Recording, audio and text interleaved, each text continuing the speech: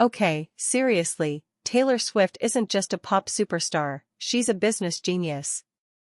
You've seen Taylor's version plastered everywhere, but do you actually know the epic, dramatic, and frankly brilliant story behind it? This isn't just about re-releasing songs, it's about a pop icon taking on the entire music industry and winning. Imagine being told you don't own your life's work. Sounds like a nightmare, right? Well, that's exactly what happened to Taylor, and her response changed everything. Get ready, because this saga is wild. So, way back when Taylor was a teen dreaming big, she signed her first record deal with Big Machine Records. Standard stuff for new artists, right? She poured her heart and soul into 6 groundbreaking albums, becoming one of the biggest artists on the planet. But there was a catch, a huge catch. Like many young artists, she didn't own the masters of her recordings. Think of masters like the original recordings, the master tapes. The record label owned them, meaning they controlled her music, and profited every single time it was played, streamed, or licensed. She built their empire, but they owned the foundation. Fast forward to 2019. Taylor's trying to buy her masters back from Big Machine. She explicitly said she was denied. Instead, the label's CEO, Scott Borchetta, sold the entire company, and with it, all of Taylor's master recordings, to Scooter Braun for a whopping $300 million. Scooter Braun, for those who don't know, is a music executive Taylor had a very public, very bitter feud with. Imagine your life's work being sold off to someone you consider an adversary, against your will, and you have no say. It was a gut punch heard around the world. This wasn't just a Taylor Swift problem, it highlighted a massive issue for artists across the industry. When you sign a deal early in your career, labels often get to own your master recordings forever. This means they get to approve licensing for movies, commercials, and TV shows. They profit from every stream and sale. And they decide if you can even use your own songs. It's a fundamental power imbalance, leaving creators without control over their own artistic legacy. Taylor wasn't just fighting for herself, she was fighting for all artists.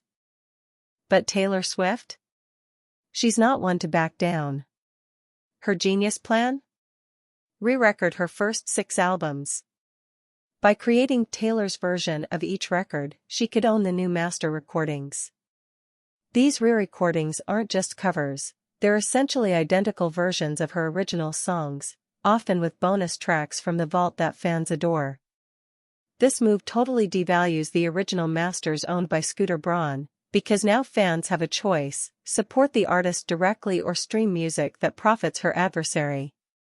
It's a legal loophole, a strategic masterpiece, and pure poetic justice. Here's where it gets wild: every time a Taylor's version track gets streamed or bought, that's money directly in her pocket, and zero for the old masters. She's essentially created a superior product that actively competes with and undermines the very masters she was denied. It's a brilliant business move. Why stream the original when you can stream the one the artist wants you to listen to, the one she truly owns? The industry was stunned. No one thought she'd actually pull it off with such massive success. This wasn't just revenge, it was a revolution. And the impact? Unbelievable. Her Taylor's version albums haven't just been successful, they've been chart-topping, record-breaking phenomena. Fearless, Taylor's version, became the first re-recorded album to hit #1 on the Billboard 200, followed by Red, Taylor's version, Speak Now, Taylor's version, and 1989, Taylor's version. This shows the immense power of her fanbase, but also the sheer force of her brilliant strategy. Fans are actively choosing to support her ownership, turning a legal battle into a commercial landslide. It's a statement nobody in the industry can ignore. Taylor Swift's battle isn't just about her, it's a huge win for artist rights everywhere.